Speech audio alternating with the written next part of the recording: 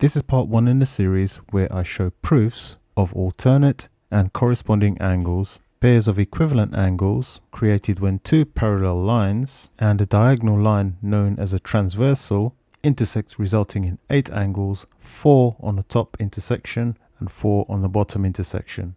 And my basic interpretation of alternate angles is angles that are of equal value that are on the opposite side of the transversal, but not opposite angles on an intersection.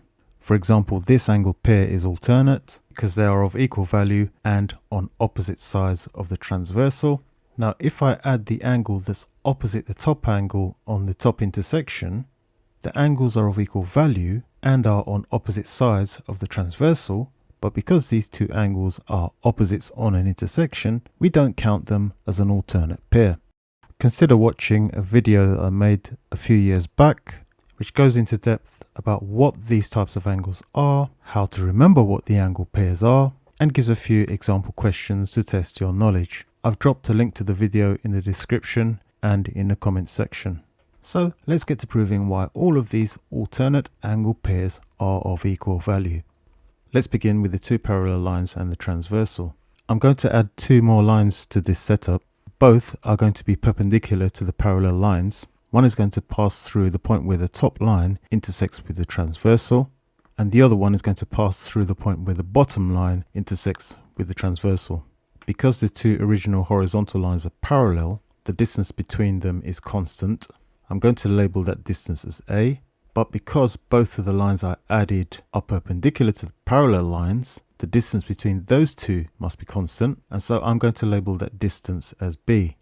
Let's give the transversal a different color so that it's easily distinguished from the other lines. Now, because the original parallel lines are horizontal and the lines we added are vertical, the result is a rectangle with the width B and the height A.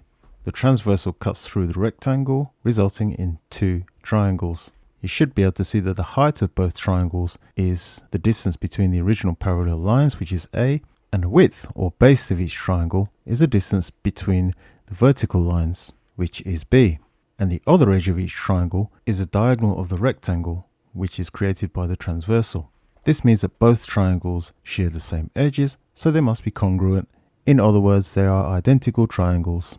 Now I'm going to label one of the base angles of the triangle on the right. We'll give this angle the value x. This angle has another angle adjacent to it. If we consider both of these angles, they are in fact a composite angle within the rectangle. The overall angle is 90 degrees. One side of the angle is x, which means the other part of the angle must have the value of 90 minus x. If you add those two values, you'll get 90 degrees. 90 minus x plus x equals 90. Now the angle that has the value 90 minus x is in the triangle on the left hand side and is the angle that's opposite the edge B. But because these triangles are identical, the angle in the triangle on the right hand side that's opposite the edge B must also have the value of 90 minus x.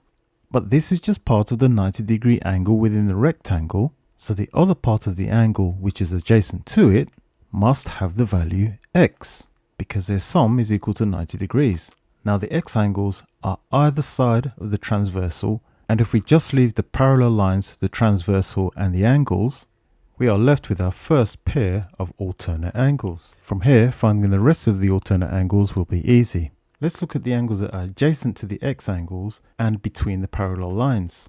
If we focus on the bottom parallel line, you should see that there are 2 angles on a straight line. One of the angles has the value x. The sum of angles on a straight line is 180 degrees, so the angle adjacent to x must have the value of 180 minus x. But notice that the exact same situation exists for the other angle that's adjacent to the other x. Both angles are on a straight line, one of the angles is x, and so the adjacent angle has to have the value 180 minus x. The matching angles are either side of the transversal, and hence we found the second pair of alternate angles, which are between the parallel lines. So that we can keep track of which alternate pair we find, to the left of the image I'll draw a smaller image to show which pair of alternate angles we find each time. We have 2 so far, so let's use the original angles x to find the other 2 pairs. The 2 other pairs of alternate angles are not between the parallel lines. One of the angles is above the top parallel line and the other angle is below the bottom parallel line. If we focus on the transversal, you'll notice that there's an angle adjacent to the x angle that's above the top parallel line. And there's an angle adjacent to the other x which is below the bottom parallel line. Both x angles and the angles adjacent to them are composite angles on the transversal, which is a straight line. And that means that the angle adjacent to x on the transversal must have a value of 180 degrees minus x. Notice that these two angles are either side of the transversal, and since they have the same value, they must be alternate angles. And hence we found the third pair of alternate angles. Now there remain two angles which we have not yet shown, and those are the ones that are adjacent to the angles we just found marked in green. And here are those angles. We can see more clearly what's going on here by removing the original x angles.